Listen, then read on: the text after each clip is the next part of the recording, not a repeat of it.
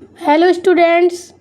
तो आज हमारा 5वां लेक्चर स्टार्ट करने जा रहे हैं। इससे पहले हमने भू आकृति विज्ञान के अंतर्गत भूकंप के बारे में पढ़ा। उसमें हमने देखा भूकंप किस प्रकार आते हैं, एपिसेंटर क्या होता है, भूकंप में कितनी वेव होती हैं। उसी कड़ी को आगे बढ़ते हुए हम पढ़ेंगे भूकंपीय छाया क्षेत्र के बारे में और जानने का प्रयास करेंगे। तो चलिए स्टार्ट करते हैं। भूकंपीय तरंगों का अभिलेख। सिस्मोग्राफ पर भूकंपीय तरंगें अभिलिखित होती हैं। यद्यपि कुछ ऐसे भी क्षेत्र होते हैं जहां कोई भी भूकंपीय तरंग रिकॉर्ड या अभिलिखित नहीं होती है।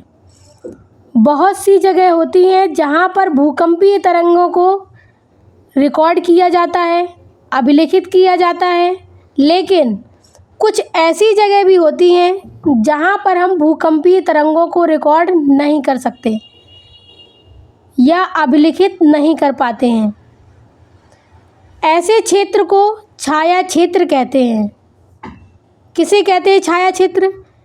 जिस क्षेत्र पर हम भूकंपीय तरंगों को अभिलिखित कर पाते हैं या रिकॉर्ड कर पाते हैं, और कई ऐसी जगह होती हैं जहां पर रिकॉर्ड नहीं कर पाते हैं, उस क्षेत्र को हम छाया क्षेत्र कहते हैं। जब भूकंप आने के समय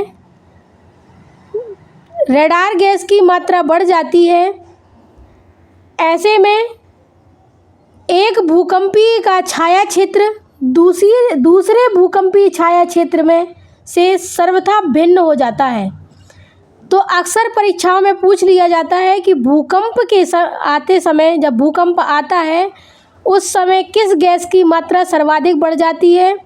तो हम जवाब देंगे रेडान गैस की मात्रा। कौन से गैस की मात्रा?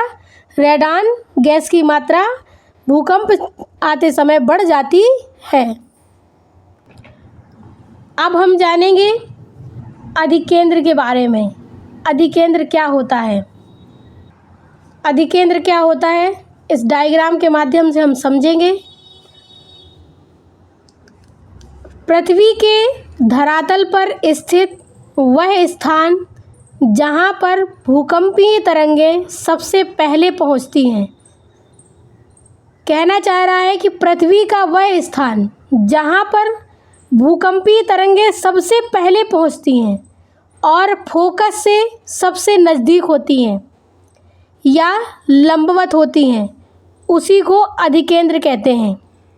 देखिए इधर डायग्राम के माध्यम से हम, ये हमारा एपिसेंटर है। ये क्या है? इसी को चक्षु भी कहते हैं क्योंकि ये चक्षु के आकार का दिखाई देता है। और यहाँ से गैसें जैसे उत्पन्न होती हैं तरंगें भूकंप की, तो जो सबसे पहले जिस स्थान पर पहुँचती हैं, अनुभव होती हैं या अनुभव की जाती हैं, उसी को कहते हैं अधिकेंद्र या एपिसेंटर। यहाँ से पी वेव आ रही है, शैडो जोन बन रहा है, और यहाँ पर पी वेव का शैडो जोन बन रहा है। अब हम देख रहे हैं कि एपिसेंटर से 103 डिग्री तक पी और एस दोनों बन रही है, दोनों का शैडो बन रहा है, छाया क्षेत्र बन रहा है। यहाँ पर 103 डिग्री तक पी और एस का छाया क्षेत्र बनेगा, और इसी दिशा में, इसके विपरीत दिशा में 105 डिग्री तक पी और एस दोनों का छाया क्षेत्र बनेगा। इसी प्रकार से जैसे हम नीचे जाएंगे 103 से 145 डिग्री के मध्य क्या बनेगा? एस गायब हो जाएगा और पी शैडो क्षेत्र, सिर्फ पी शैडो क्षेत्र बनेगा। इसी को कहेंगे हम छाया क्षेत्र। और अधिकेंद्र किसे कहेंगे? जिस स्थान से हमने, ये हमारा धरातल है और इस स्थान से ये हमारा फोकस है, जहाँ पर हमने सबसे पहले अपना भूकंपीय क्षेत्र रिकॉर्ड किया, जहाँ पर तरंगें सबसे पहले पहुँची, उसे कहेंगे हम अधिकेंद्र। इसको कहेंगे हम अधिकेंद्र। आया समझ में? तो किसे कहेंगे अधिकेंद्र? पृथ्वी के धरातल पर स्थित वह स्थान जहां पर भूकंपीय तरंगें सबसे पहले पहुंचती हैं। ये हमारा फोकस है। यहाँ से जब भूकंप उठेगा तो सबसे पहले जहां पहुंचेगा उसे कहेंगे अधिकेंद्र। आगे देखते हैं। भूकंप लेखी या भूकंप अधिकेंद्र से, यहाँ पर जो हमने डायग्राम में समझाया उसी के बारे में हमने यहाँ लिखा हुआ है। भूकंप लेखी भूकंप अधिकेंद्र से 103 के भीतर किसी भी दूसरी दूरी पर P व S दोनों तरंगों को रिकॉर्ड करते हैं। यही हमने डायग्राम में भी समझाया, यही हमने यहाँ पर लिख दिया है कि भूकंप लेखी भूकंप अधिकेंद्र से 103 डिग्री के भीतर किसी भी दूरी पर P और S दोनों तरंगों को रिकॉर्ड किया जाता है।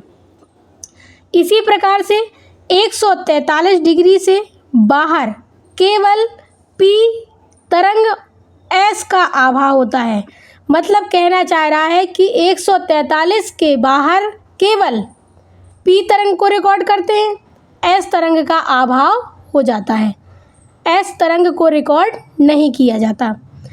इसी प्रकार से अतः 103 तथा 143 डिग्री के बीच का क्षेत्र P व S दोनों के लिए छाया क्षेत्र कहलाता है। किसे कहेंगे छाया क्षेत्र?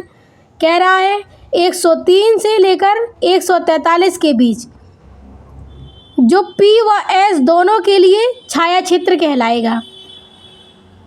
आगे देखते हैं। इसी प्रकार 103 के बाद पूरे क्षेत्र में S तरंगें नहीं पहुंच पाती। यही हमने डायग्राम में समझाया था कि 103 के बाद S तरंगों का अभाव हो जाता है, सिर्फ P तरंग का ही उस पर क्षेत्र रिकॉर्ड किया जाता है। S का छाया क्षेत्र P